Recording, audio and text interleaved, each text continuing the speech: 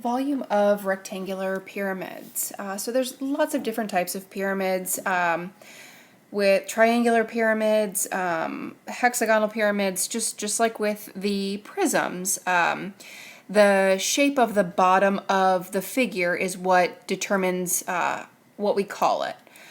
We are going to focus on just rectangular pyramids because they're closely related to the rectangular prisms. So we're going to sort of pair these two together. They're related in the fact that they both have the same shape base. And so what happens with a rectangular pyramid is that it's essentially like a prism, but parts of it got shaved away, right? A whole bunch of parts got cut away on all four sides there. So this is going to be smaller than a rectangular prism. All right. Now, if this were a prism, we would just multiply length times width times height and be done with it. Easy peasy. The difference here with this one, we're still going to do that. We're gonna find the area of the base. So we're going to do 4.3. So it's going to be length times width. Length times width, or base times width, length times width, times the height. But now what we're going to do is after we multiply those three together, we are going to divide our answer by 3, because this is basically 1/3 the same size of a prism.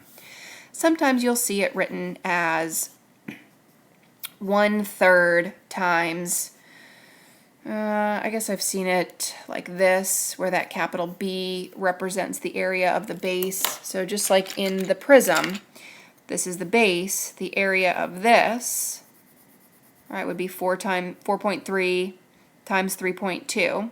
That's the area of the base, and then you multiply it by how tall it is, which is the height, and then you would divide it by 3, or multiply it by 1/3. Remember, multiplying by 1/3 is exactly the same thing as dividing by 3.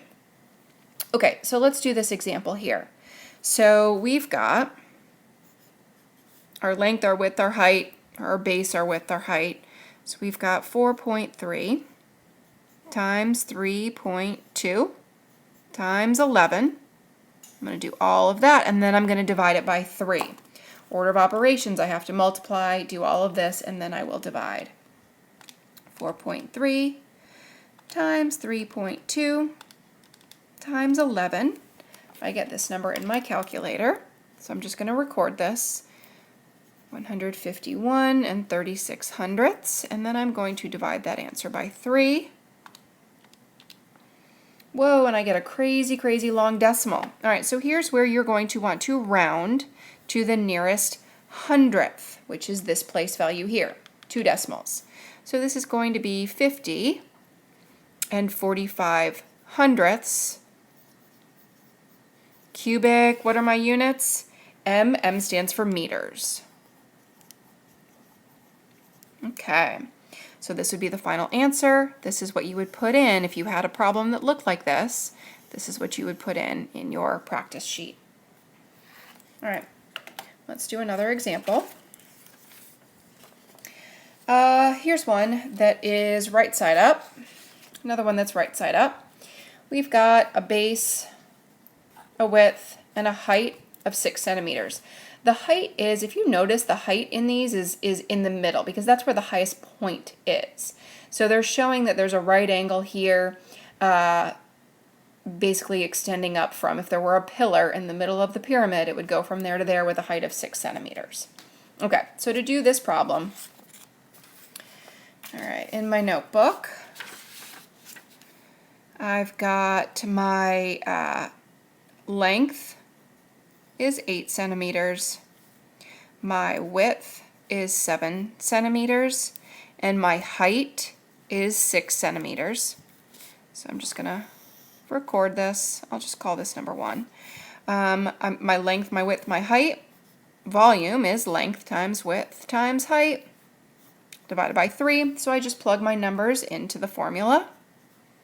8 times 7 times 6 divided by 3. All right, 8 times 7 times 6 is 336 divided by 3. That's going to be a nice, neat number. It's going to be 112. My units are centimeters, so I'm going to record this as cubic centimeters. Okay. I will include a little thing with your assignment so that you know which abbreviation relates to what type of unit. Okay? All right, I'll do one more with you guys. This one is on its side. This might come up in your IXL. So this is no different than the other. The units, the 3 different units are still given to you. This is the base of your shape in this one. It's just sort of laying on its side, but this is the base. So the base is the 7 and 2, 7 and 2.3, and then this is your height. All right, so let's do this one.